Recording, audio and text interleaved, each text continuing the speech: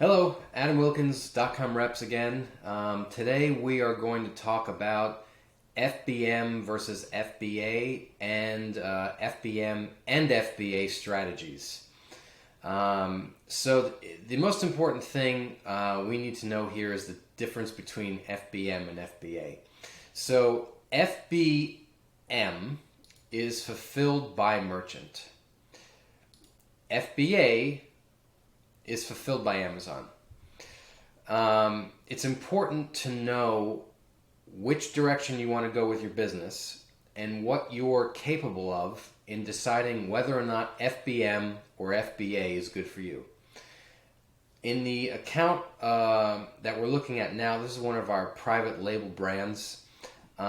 We like to set up FBM and FBA offers on each product sold.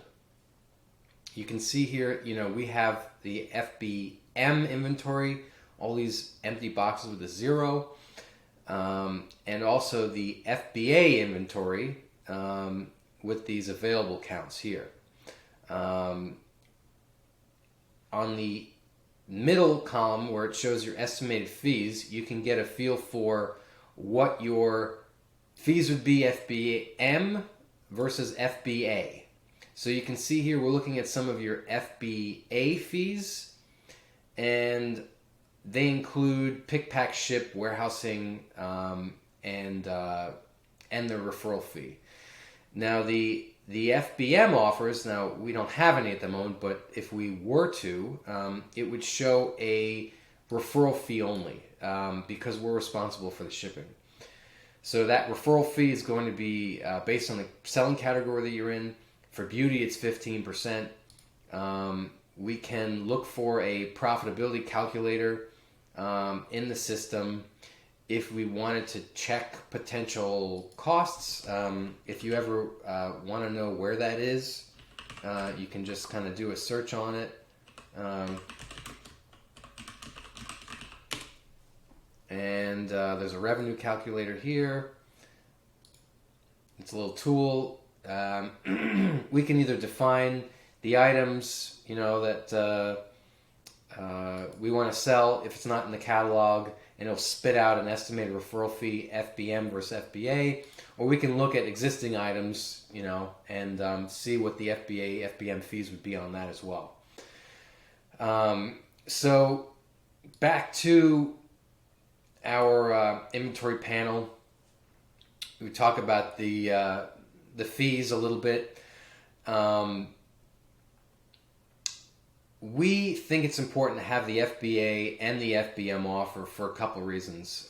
One, as a backstop. So in the event you ever run out of FBA inventory, you can load FBM inventory and maintain 100% control of your buy box. So this particular account, we have a very high buy box rate. It's generally 99 to 100%. Because we've employed this strategy in the event we know we're going to run out of inventory. Now, there are a lot of people out here that always have, they drop shippers by nature. We're not. This is more of a moonlight a business for us.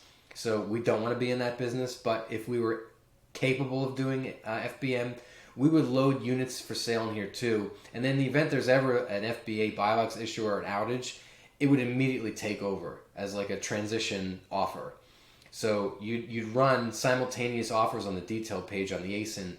The key is you really need to have a separate, seller SKU. So we like to notate one as FBA and one as non-FBA. You can have it -FBM, whatever you choose here, distinguish the two, FBM versus FBA. But we do find it's a good strategy in order fulfillment.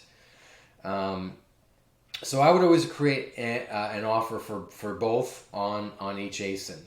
Now you may have multiple offers for FBA. For example, you may decide you want to select an FBA SKU that uses the manufacturer barcode, and you may decide that you want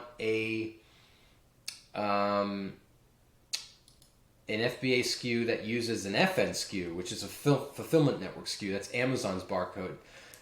The reason why you do this is for whether you want commingling of your inventory or not, or a different price at a different offer.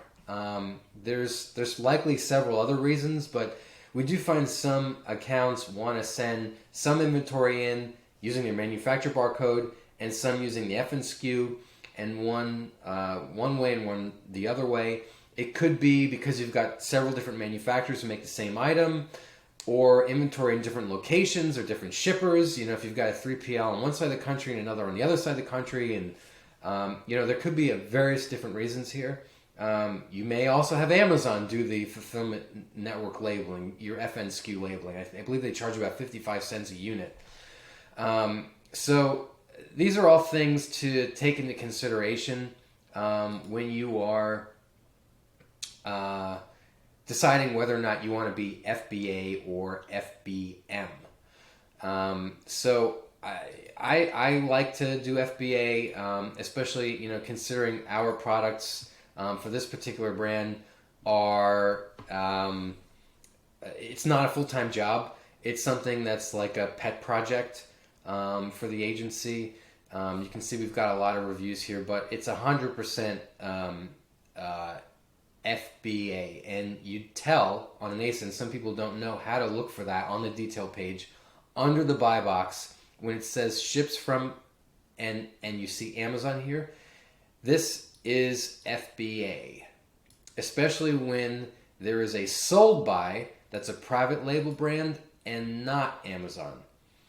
Now that's important to note, because if you see ships from Amazon, sold by Amazon, that means that it is a retail item bought through Vendor Central, and Amazon owns the inventory. That's the difference between a third-party account and a retail account. Different subject, but it's good for you to know that information. Now, if you saw this was ships by dried and sold by dried, meaning the private label is both the shipper and the seller, that means it's an FBM offer, fulfilled by merchant. Drop shipping direct B2C. That's how we can distinguish, both as the seller and as a customer, where the products are coming from when we buy it. Are they coming from Amazon? Are they owned by Amazon? Are they coming from the shipper? Are they owned by the shipper? Various nuances on the detail page buy box that many of you may not know exists, but it does. So we can actually gather a lot of great information from the detail page on both us and our competitors. We can see that this is the same thing. They're utilizing FBA, and this particular item also has an FBM offer here, sold by the brand owner. So it's a very common strategy. You see it with some of the larger brands. The smaller brands may not necessarily know how or why to do it, but many of those experienced sellers and brands are doing it, and they have both FBM and FBA. You may also decide or figure out that you're more profitable doing one or the other. You may have the time to do all your shipping and say, hey, why am I going to give Amazon all these extra fees when I can have a USPS account or a fixed rate account, flat rate, ship it, and the fees are less, and I can make more money if I do it on my own, and more power to you. But if you're looking to scale, grow a brand, do multiple things, have freedom, passive income, you want Amazon to do as much as possible and just find ways to increase your margins through better product costing and or higher selling prices. So I hope this mini tutorial was helpful, kind of understanding FBA versus FBM, why we do one or the other, how to find the information on the detail page, where to see it on the back end, why you may want a strategy that encompasses both FBA and FBM.